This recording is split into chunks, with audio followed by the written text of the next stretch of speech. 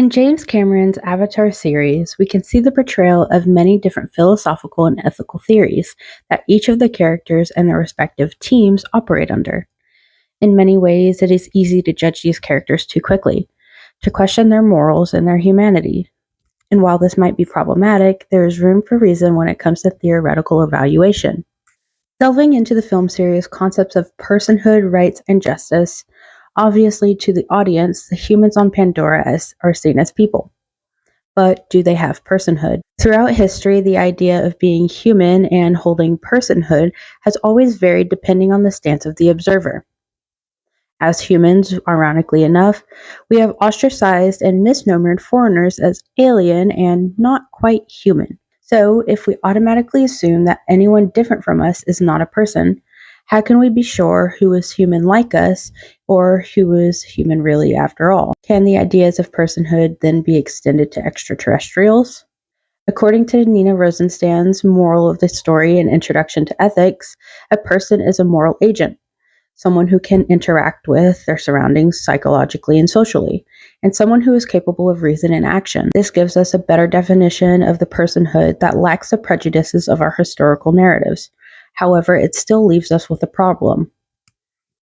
Babies and mentally impaired people may not be capable of the same amount of interaction and reason as the average adult human. But does this mean that they are not a person or they lack personhood? And what about someone from a different culture where they understand interaction and reasoning to be fundamentally different? We can see this as a prevalent issue throughout the Avatar series, as the humans on Pandora are faced with the moral dilemma of ignoring the humanistic characteristics of the Na'vi or understanding how they might operate under their own social and moral codes with the same level of personhood. The main antagonist, General Miles Quaritch, is the villain of the series for this very reason. He refuses to see the value of Na'vi life and denies them as people.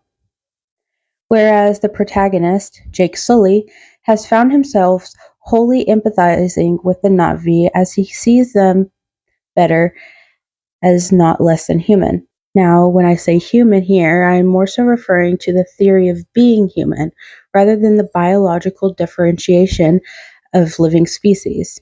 Jake can see the personhood in the Na'vi and recognizes how they live similarly to civilized humans on Earth do.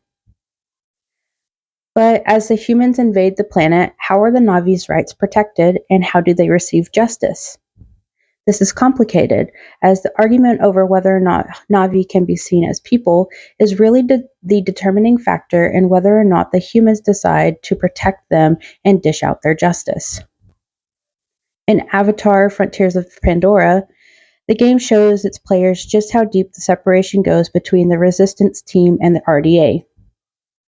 Humans who disagreed with the ethics of the RDA defected and joined the Resistance, a small militarized group of humans and their Na'vi partners. Humans on the Na'vi side helped to protect the land from further destruction due to the RDA's resource extractions, such as mining and deforestation.